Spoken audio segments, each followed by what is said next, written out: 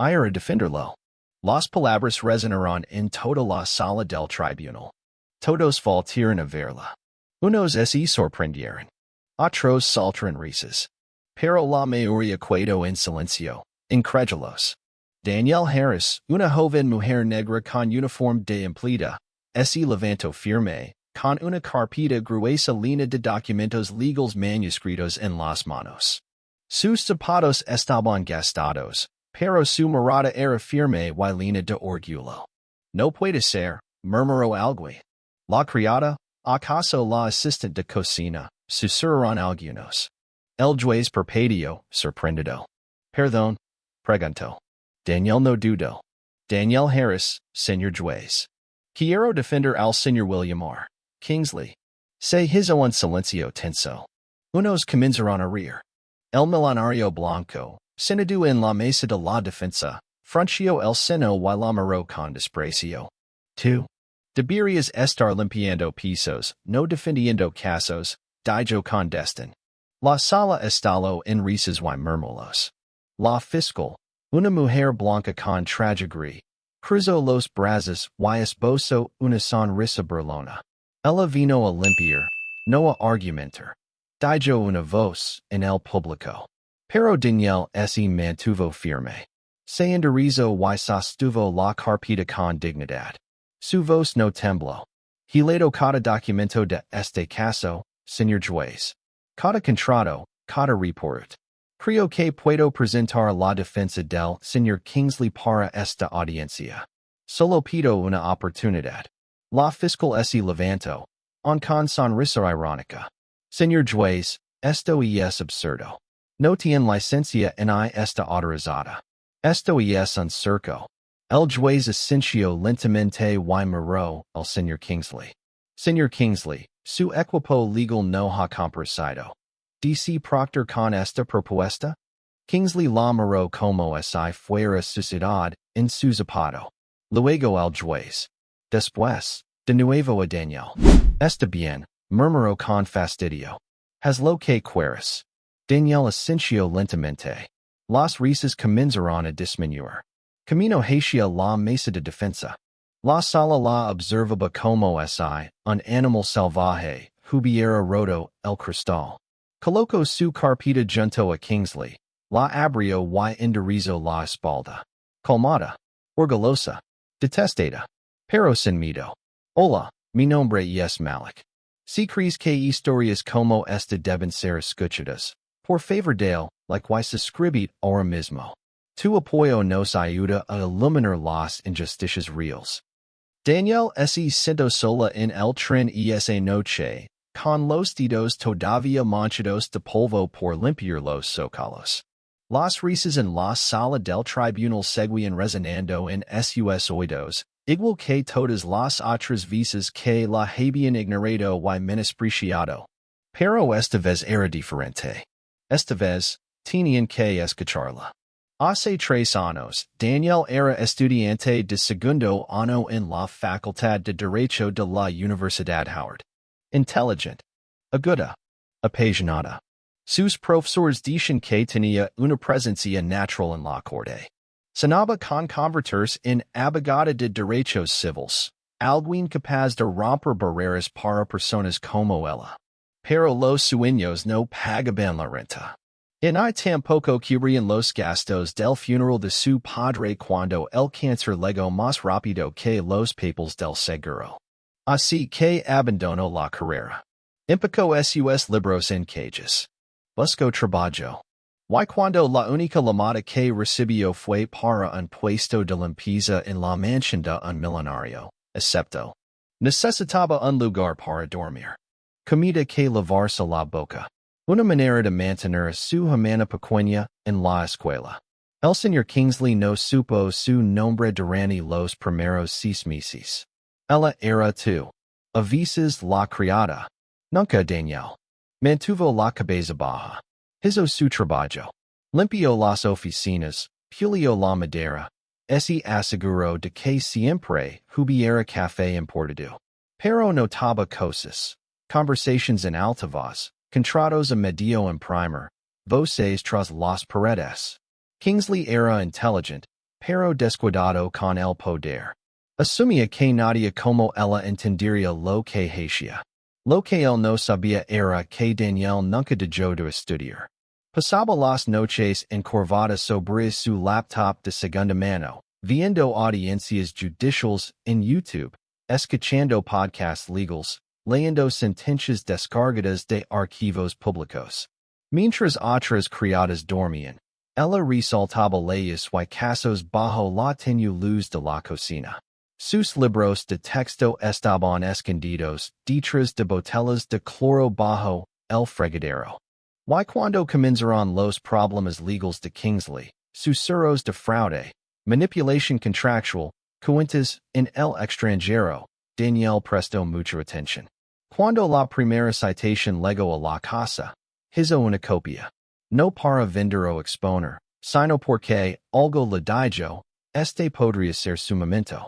La noche antes de la audiencia, escuchó a Kingsley gritar por teléfono. ¿Qué quieres decir con que no vienes?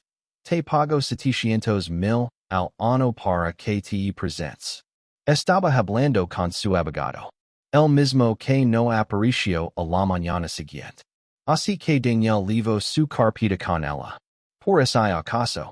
Y cuando la sala del tribunal vibró con confusión, y el juez preguntó quién hablaría por la defensa, algo dentro de ella se abrió. Tal vez fue la voz de su padre en su cabeza. Tal vez fueron todas las puertas cerradas, los insultos raciales susurrados, las visas que le dijeron que se quedara en su lugar. Ella decidió levantarse. Ahora, sentada en el tren, con su delantal doblado en las piernas, Danielle miró la ciudad que pasaba por la ventana. No se suponía que estuviera allí. No en esa sala. No en esa mesa. Pero se había ganado su conocimiento. Se había preparado en silencio. Y mañana, volvería, no como alguien que limpia el piso, sino como quien expone la suciedad. Danielle llegó temprano a la corte esa mañana, mucho antes de que comenzara la sesión. Se sentó en el banco frío fuera de la sala, con su carpeta apretada contra el pecho. Sus dedos aferrandos a sus bordes como un escudo. Dentro de esa carpeta había páginas cubiertas de resaltador, pestañas y notas manuscritas. Había pasado años estudiando cómo operaba el poder. Cómo se ocultaba tras contratos, letras pequeñas y un lenguaje técnico. Y ahora estaba a punto de desafiar ese poder. Mientras la sala se llenaba, los susurros comenzaron de nuevo. ¿De verdad vie en serios? ¿Otra vez con su sueño imposible? Solo buscar atención. Danielle no se inmutó. Sabía lo que era aquello. El racismo no siempre es ruidoso. A veces es sutil. Sonrisas que no llegan a los ojos. Voces líneas de burla. Preguntas que parecen afirmaciones. ¿Seguro que perteneces aquí? El juez entró. Todos se pusieron de pie. Danielle siguió el protocolo sin perder el ritmo. Señorita Harris. Dijo el juez con voz cautelosa. ¿Dice continuar? Sí, señor juez, respondió ella. La fiscal se puso de pie con una sonrisa debujada en el rostro. Antes de comenzar, me gustaría recordar a la corte que la señorita Harris no tiene licencia ni autorización para ejercer. Esto es un circo. El juez asintió. Su objeción queda registrada. Pero bajo condiciones de emergencia y con el consentimiento del acusado, puede hablar. Continuemos. Danielle se levantó. Su voz era clara. En la página 14 del expediente de la fiscalía, dijo mientras levantaba un documento engrampado, se encuentra una revisión del contrato de empresa conjunta entre Kingsley Tech y Alter Holdings. Esta revisión es central para la acusación de fraude. La fiscal cruzó los brazos, con air arrogante. Danielle abrió su carpeta. Pero esa revisión fue firmada desde una dirección IP registrada en Zurich. El señor Kingsley estaba en Napa Valley esa semana. asistiendo a una conferencia tecnológica. Un murmullo recorrió la sala. La fiscal intentó minimizarlo. Cualquier pudo haber falsificado eso. Danielle asintió con calma. Exactamente. Eso es lo que sugiero. El juez se inclinó hacia adelante. ¿Está diciendo que el fraude no provino del acusado? Danielle volvió a asentir. Digo que alguien usó su ausencia para insertar una revisión al contrato. Una trampa legal disfrazada de enmienda. El tribunal quedó en un silencio incómodo. La fiscal intentó reírse. ¿Qué sigue? La empleada escribió el acuerdo de fusión. Danielle lo miró fijamente. No, dijo en voz baja. Pero a veces la empleada ve cosas que nadie más ve, porque nadie piensa esconderlas de ella. Por primera vez, la sonrisa arrogante de la fiscal desapareció. El juez habló. Suspendemos la audiencia hasta mañana para verificar esta nueva reclamación. Se levanta la sesión. Mientras la gente salía, un hombre murmuró. Solo es una empleada. Danielle giró levemente y lo miró a los ojos. Entonces imagina lo que haré cuando se más que eso. Con eso, yo no su carpeta y salio, tranquila, pero ya no invisible. Ya no más. Si todavía estás viendo, deja un comentario abajo a que harías tú en esta situación. Why no olvides suscribir para más historias reales que importan? Danielle no regresó a casa esa noche. Se refugió en un pequeño café abierto toda la noche en Newark, donde las mesas la conocen por su nombre y no le hacen preguntas. Se deslizó en un rincón y sacó su carpeta y su laptop. Reprodujo el video de la audiencia, examinó con detenimiento los documentos y leyó una y otra vez cada cláusula y firma. Algo en la redacción del contrato modificado no lo cuadraba. Era demasiado formal, demasiado perfecta, demasiado europeo. Comparó línea por línea ese contrato con los anteriores de Kingsley Tech. La redacción era distinta. Los documentos estadounidenses usaban un lenguaje claro y directo. La cláusula modificada estaba escrita en un lenguaje legal internacional, típico de firmas suizas. Parecía diseñada para parecer legítima, pero escondía una trampa. Su corazón se aceleró. Escribió una nota con tinta roja y quien se beneficia si Kingsley CAE. Su teléfono vibró. Número desconocido. Vaciló, luego contestó. Hoy causaste un gran espectáculo, dijo una voz masculina tranquila. Danielle enderezó la espalda. ¿Quién habla? Alguien que ha visto esto antes. Estás llegando con fuego, criada. No le tengo miedo al fuego. Bien, respondió la voz. Entonces sabrás cuando quema. Clic. Miró el teléfono. Sus dedos temblaban. Pero no borró el número. Lo guardó junto a otros mensajes anónimos. A la mañana siguiente, tomó el metro hacia Midtown y fue en busca de Paul Temple, el ex asistente del millonario.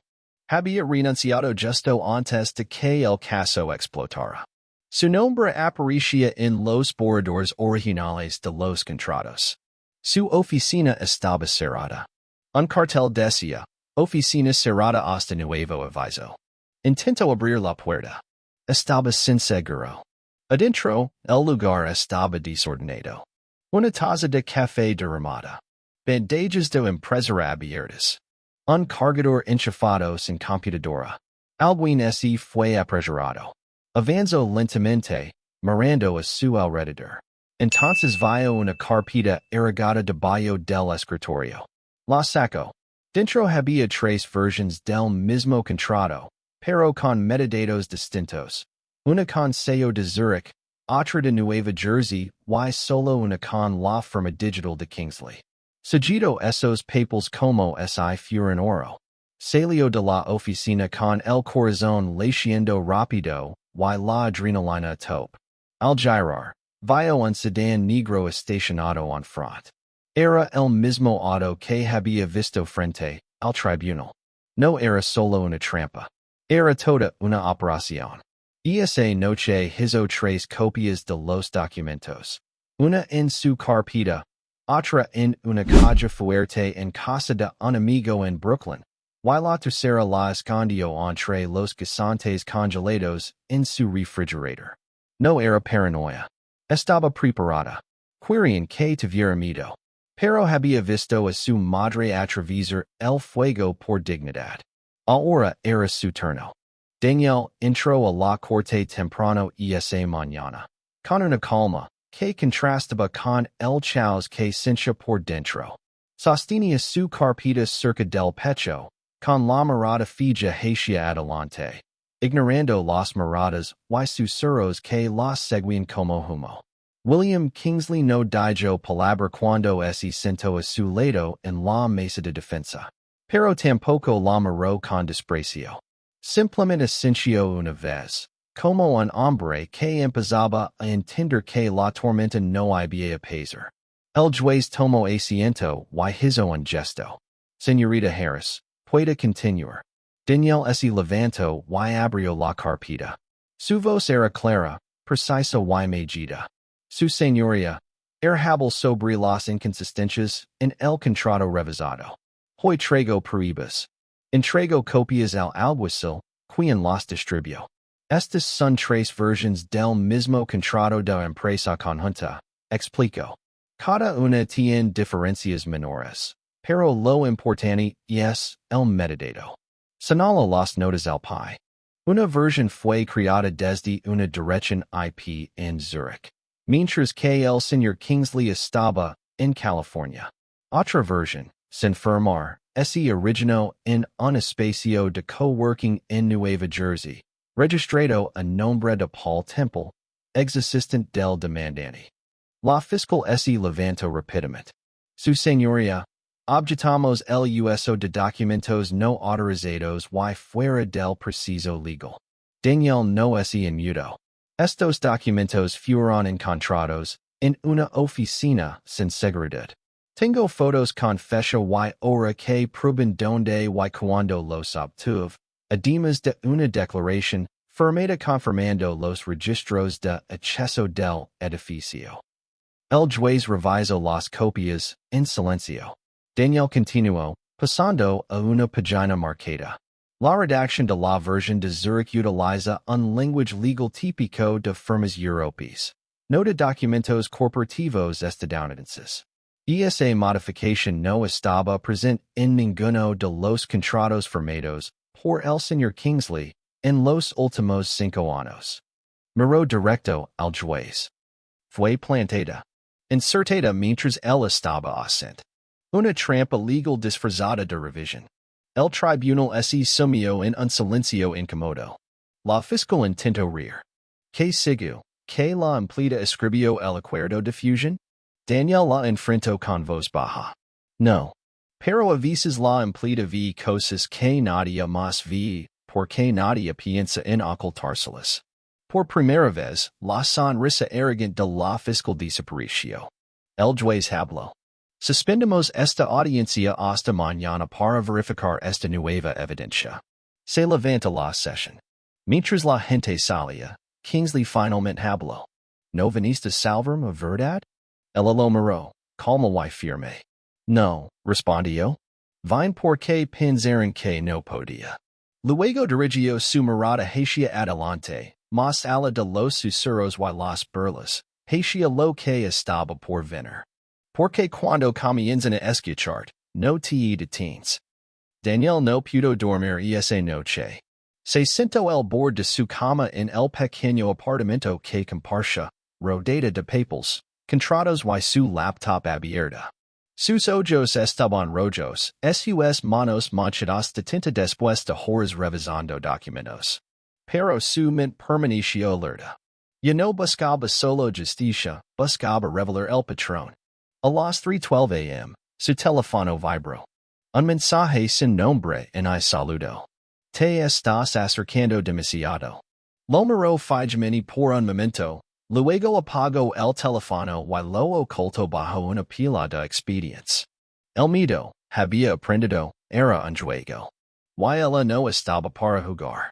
Esa mañana, la corte reanudó con más tensión que nunca. Reporteros llenaban los pasillos. La seguridad había aumentado. Dentro, la galería estaba abarrotada, algunos curiosos, otros esperando su queda. Pero nadie esperaba lo que estaba por pasar. Danielle se puso de pie. Su señoría deseo presentar una nueva testigo. La sala se agitó. Cabezas se volvieron. La fiscal levantó una ceja. Una asociada junior de Alter Holdings ha decidido declarar. Su identidad se mantiene confidencial por seguridad, pero su testimonio respalda la afirmación de que Paul Temple recibió instrucciones para falsificar la cláusula del contrato y desviar las rutas digitales. Los susurros se intensificaron. El juez golpeó su mazo para pedir silencio. Danielle continuó. Ella confirma que Paul Temple fue instruido para plantar la cláusula fraudulenta y manipular el rastro digital desde Zurich, aunque afirmaba estar en Nueva Jersey esa semana. La fiscal se levantó furiosa. Objeción. Esto es difamación. No pueden presentar rumores como evidencia. Danielle sacó un sobre delgado de su carpeta.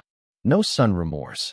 Aquí está un memorando firmado por Martin Lyles, asesor legal principal de Alter, que detalla la estrategia para prisionar al señor Kingsley mediante manipulations legals. Hizo una pausa. El memorando dice textualmente. Si hay resistencia, ejercer prisión legal bajo el pretexto de tergiversación. La sala quedó en silencio. Incluso Kingsley se inclinó hacia adelante, sorprendido. Danielle miró al juez. También hemos presentado una memoria USB con informes de cadena de custodia y capturas de pantalla con fecha que muestran que Paul Temple accedió a los documentos desde Zurich, contradiciendo su cortada. La fiscalía estaba en silencio. Su rostro pálido, su mandíbula tensa. Danielle no hizo. Un último punto, su señoría. Un registro financiero. Transferencia a una cuenta suiza etiquetada como el investments. Coincide con movimientos internos de fondos en el pronóstico financiero de Alter.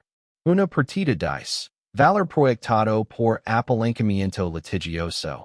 $23.40 millions. Los ojos del juez se oscurecieron. Está diciendo que esta demanda fue diseñada para destruir el negocio de Kingsley y lucrar con ello. Danielle lo miró fijamente. Sí. Y contaron con que yo fuera solo una criada, incapaz de probarlo. El silencio se extendió como un aliento contenido. Finalmente, el juez habló. Esta corte revisará toda la evidencia. De ser verificada, podríamos enfrentar fraude corporativo y conspiración. Se levanta la sesión. Mientras todos comenzaban a moverse, Kingsley se acercó a Danielle. Acabas de derribar sus cimientos. Ella no sonrió en se mudó. No van a sacudir sus muros, dijo. Van a asegurar que nadie construya mentiras sobre ellos jamás. Una semana después, la sala del tribunal estaba llena hasta el último asiento. Cámaras de noticias ocupaban la parte trasera. Blogueros y analistas legales llenaban los bancos. Cada titular en Nueva York hacía la misma pregunta. ¿Puede una criada negra derribar una trampa legal milenaria? Danielle se sentó en su lugar habitual. Uniforme impecable, cuello bien planchado, carpeta sobre la mesa. Pero todo había cambiado. Las risas habían desaparecido. Los gestos bullens se habían transformado en curiosidad, respeto, incluso miedo. El juez aclaró su garganta. Tras revisar toda la evidencia presentada, incluyendo metadatos de contratos, rastros financieros y testimonios jurados, este tribunal encuentra motivos suficientes para desestimar todos los cargos contra el señor Kingsley. Se escucharon exclamations. Flashazos de cámaras. Y continuó el juez, recomiendo una investigación formal contra Alter Holdings y sus afiliados legales por conspiración, fraude y obstrucción a la justicia. La fiscal ni siquiera levantó la mirada. Su confianza se había desvanecido tras las audiencias, reemplazada por silencio y sombras. Kingsley estaba adenido, parpadeando. Esperaba cárcel, escándalo, quizá exilio. Nunca imaginó que la salvación vendría de la criada a quien apenas notaba. Mientras la gente se levantaba para salir, el juez volvió a mirar a Danielle. Hoy han hecho algo poco común, señorita Harris. Han recordado esta sala que la justicia no siempre vistraja. A veces liga con un bald y una escoba, y cambia todo. Danielle se puso de pie. Gracias, su señoría. Afuera, los reporteros la rodearon. Danielle, quien te entreno? ¿Ya tienes licencia para ejercer? ¿Piensas demandar alter? No respondió a ninguna pregunta. Camino entre la multitud como si no tuviera nada que probar. ¿Por qué no lo tenía? Esa noche, en su pequeño apartamento, su hermana corrió hacia ella. Saliste en la tela, gritó la niña. Pareces una superheroína. Danielle rió y dejó caer su carpeta en la mesa. Sus manos estaban cansadas, pero su corazón pleno. Abrazó a su hermana. No, susurró. Solo record quién soy. Al día siguiente, un mensajero llegó con un sobre pedido. Dentro, una nota escrita a mano por Kingsley. Te debo más que la libertad. Te debo respeto. Cuando estés lista, tienes un lugar asegurado en cualquier facultad de derecho, sin conditions. Y si quieres fundar tu propio despacho, ser tu primer inversionista. Debajo, un cheque con más ceros de los que podía contar. Danielle lo dobló con cuidado y lo puso sobre la mesa. No sabía aún si lo cobraría. No porque no lo necesitara, sino porque, después de todo, después de las risas, la sala, el silencio y los susurros, quería hacerlo a su manera, con su nombre, su voz, su lucha, y quizá, solo quizá, defendería a más personas como ella. Personas que nadie vio venir. Porque cuando el mundo subestima a una mujer negra que no tiene nada que perder y la verdad de su lado. Ahí es cuando empiezan las revoluciones. Si esta historia te conmovió, dale un me gusta. Compartela con alguien que lo importe. Y suscribe para más historias verdaderas y poderosas. Unámonos contra el racismo. Nos vemos en el próximo video.